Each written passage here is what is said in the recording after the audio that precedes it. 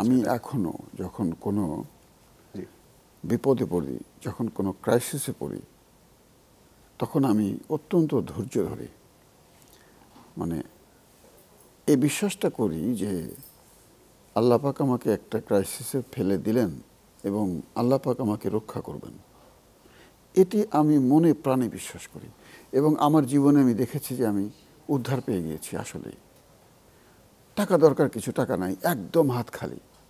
কোত্থেকে একটা ভালো কাজ চলে আসে, দেখি বেশ টাকা চলে আসলো।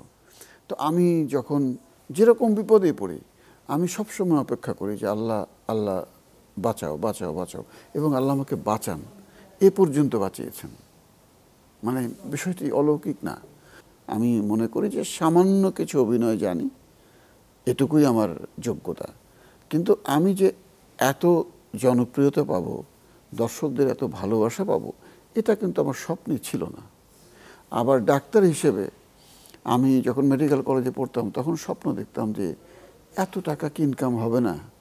কারণ বাবা তো অনেক কষ্ট করে চলতেন, অনেক বড় অফিসার ছিলেন, কিন্তু যেহেতু কখনো অন্যায় একটি পয়সা উপার্জন করেননি, সুতরাং আমরা অনেক কষ্ট করে লেখাপড়া করেছি, অনেক কষ্ট করে।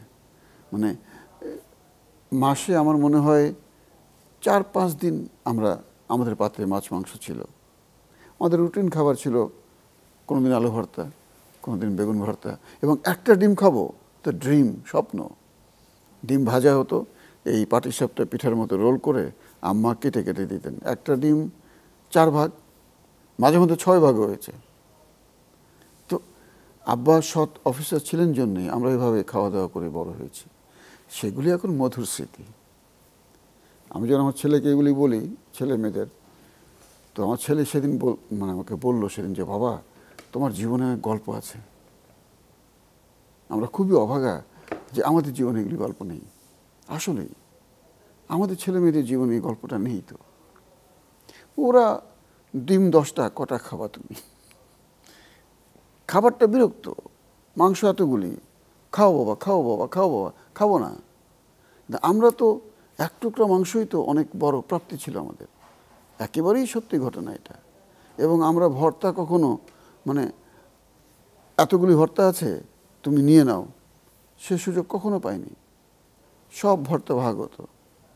কয় ভাই বোন ছিলেন আপনারা? আমরা 4 ভাই 2 বোন ছিলাম।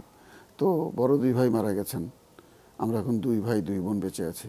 তো আলু ভর্তার ভাগ হলো, আব্বার ভাগটা সবচেয়ে বড়, তারপরেরগুলি আমাদের। আমরা বুঝতাম যে এটা আব্বার।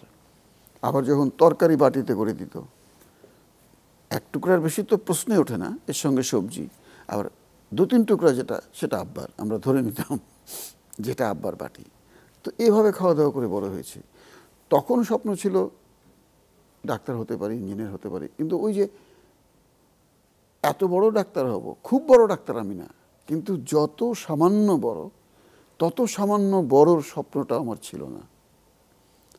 যত সামান্য টাকা উপার্জন করছি, এটা উপার্জন করব, সে স্বপ্নটাও ছিল না। স্বপ্ন ছিল এর চেয়ে অনেক কম।